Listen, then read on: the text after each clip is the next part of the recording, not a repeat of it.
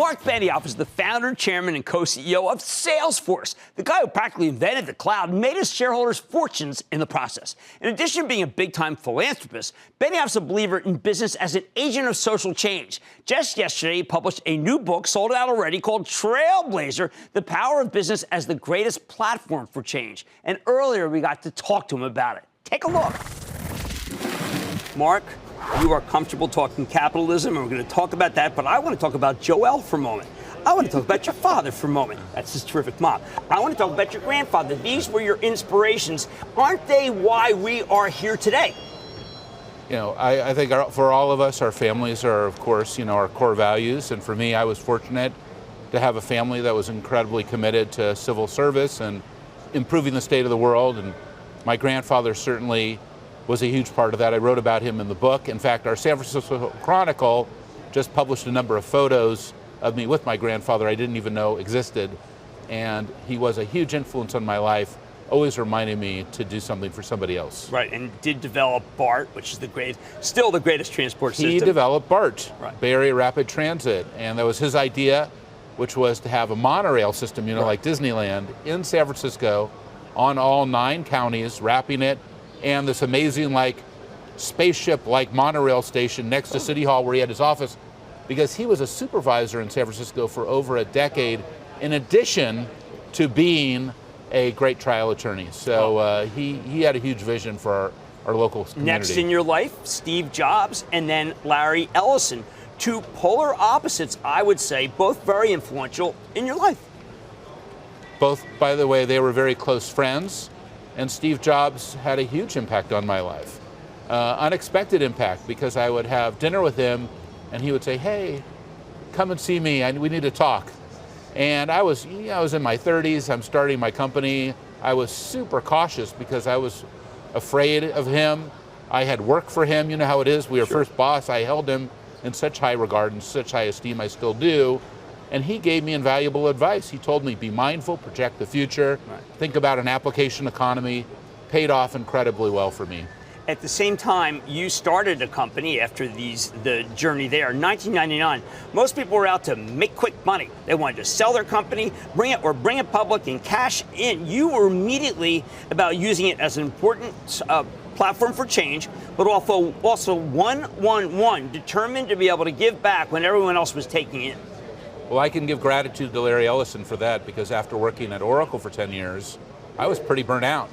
I was not feeling great, and I ended up taking a sabbatical. I wrote about that in the book that we just published, Trailblazer, Business is the Greatest Platform for Change.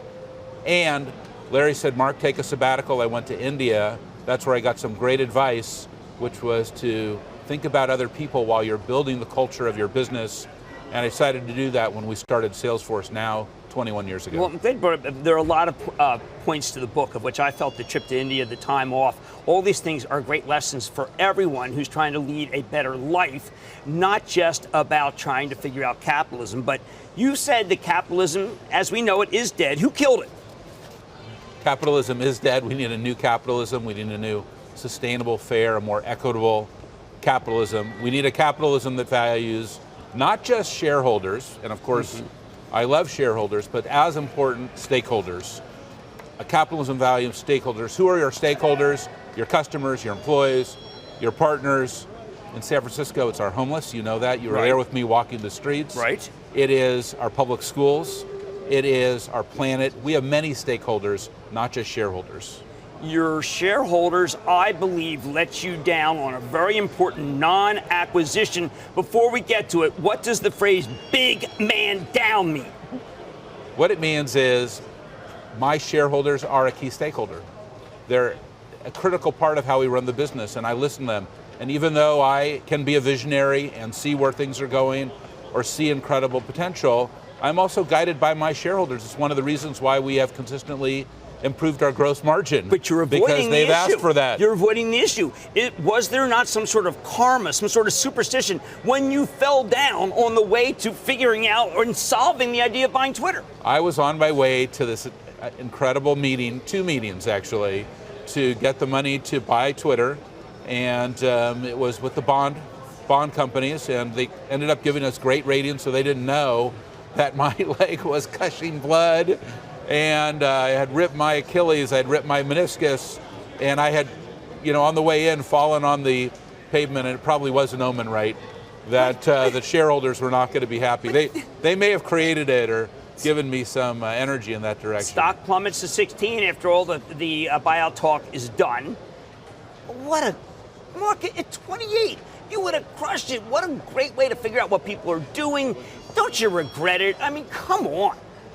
Jim, I believe so strongly that I have to value all of my stakeholders, that if you have a belief that guides you like that, then I believe that my shareholders are always going to give me the right direction, as my customers are, as my employees are. By the way, as our local school kids are. I was just at one of our local public schools in San Francisco opening a new playground, giving a speech, and they brought the kids in. I'm looking in the kids' eyes, and when I was looking in the kids' eyes and I said to them, yes, of course, you're one of my key stakeholders.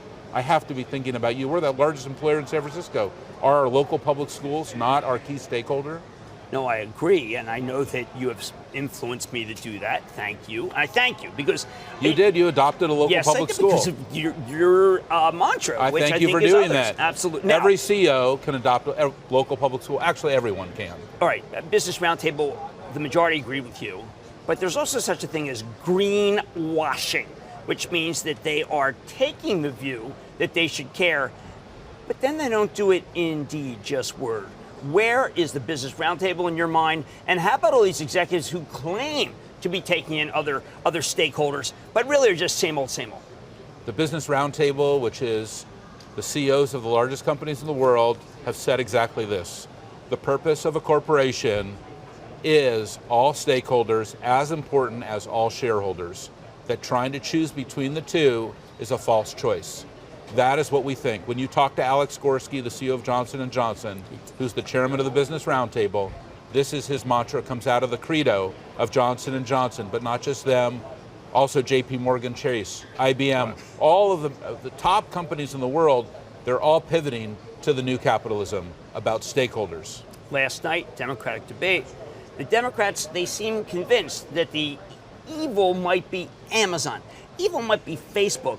The most powerful company, the trillion-dollar company, is Microsoft, and they already had a consent decree with the Justice Department. They're skating. Aren't they too powerful, particularly in the way that Satya Nadella stole LinkedIn from you when I thought you had to deal with them? Well, Microsoft is the largest company in the tech industry. They're the largest platform but not in for office social productivity. Change. Not for social change. Well, not for social change, but that's why they do have a consent decree. So that's their history with the Justice Department. And so that's where they are. But still, we have to have a great tech industry with many platforms. That's why I think Amazon Web Services is important, Google Cloud is important, Microsoft is important, Salesforce is important. This can provide a set of choices for customers. You scared me a few years ago when you told me to buy the book Ghost Fleet. It's really a frightening book. It's a vision of the Chinese influencing our defense and making it so that we would lose in a war. I have to believe that you think that it could be more than science fiction. Are you worried about the Chinese as an opponent to our country? Well, that's actually not my interpretation of the book. We've never talked about it. So, my interpretation of the book is, and why I recommend Ghost Fleet for everybody to read, is artificial intelligence is one of the huge parts of the fourth industrial revolution, which is what we are going through right now. AI has tremendous opportunity. But technology is never good or bad. It's what we do with the technology that matters. And there will be dramatic consequences when artificial intelligence is applied to the military. But we can use AI for good as well. I just showed you how, we have a drone running in Santa Barbara with AI, which spotted a great white shark heading for a surf camp. And they called the beach, able to get the kids off the beach. That's AI for good. There's a lot of AI for good. There's going to be AI for other things too. We need to keep our eye on both. I want to challenge you on the notion that business can be good. You are right. Business can be a force, a platform for social change. But Mark, how about if social change, you don't believe it? I mean, we all seem to believe, when I read the book, social change for good. But social change is a two-way street. You could use it for bad. Well, you're right. You can see social media today can be used for bad, and it probably is. Facebook probably is the new cigarettes. It's bad for you. Can we take that back? It's addictive. Can we take that back? They're after your kids, Jim. They're letting people run Kids, false people ads. can change stripes. They're providing data to tens of thousands of partners without the knowledge of their users. This is a company that probably should be regulated and broken up. It's got too much data, commingling data of all of its acquisitions to have greater influence on you as a consumer. That's an example where capitalism... You can cut it off. You don't have to deal with them. Capitalism needs guardrails. That's the point of the book.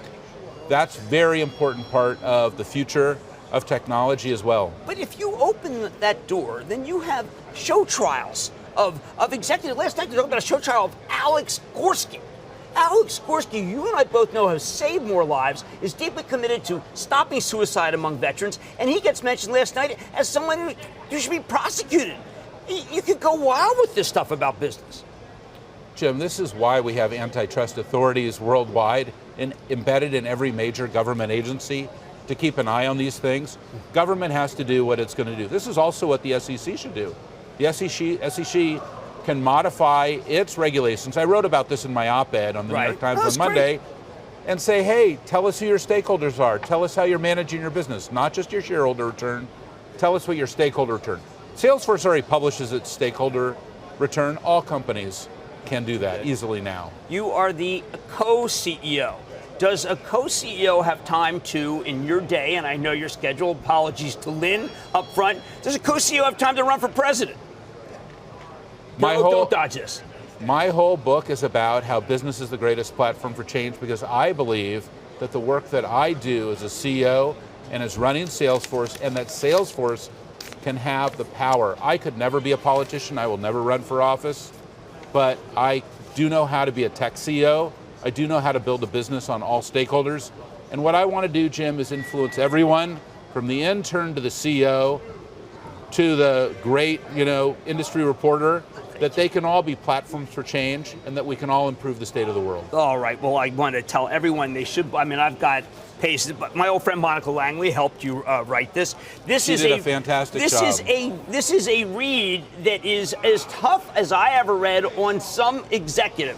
It's tough on yourself, and I love it. And that's how you really learn. Yes, business is the greatest platform for social change. Marc Benioff is founder, chairman, and co-CEO of Salesforce, and the author of a must-read, of which I'm ripping pages out, Trailblazer. Thank you so much, Marc. Thank you so much. Great to be with you, Jim. Don't miss a second of Mad Money. Follow @Jim Cramer on Twitter. Have a question? Tweet Cramer. #MadTweets. Send Jim an email to madmoney@cnbc.com or give us a call at 1-800-743-CNBC. Miss something? Head to madmoney.cnbc.com.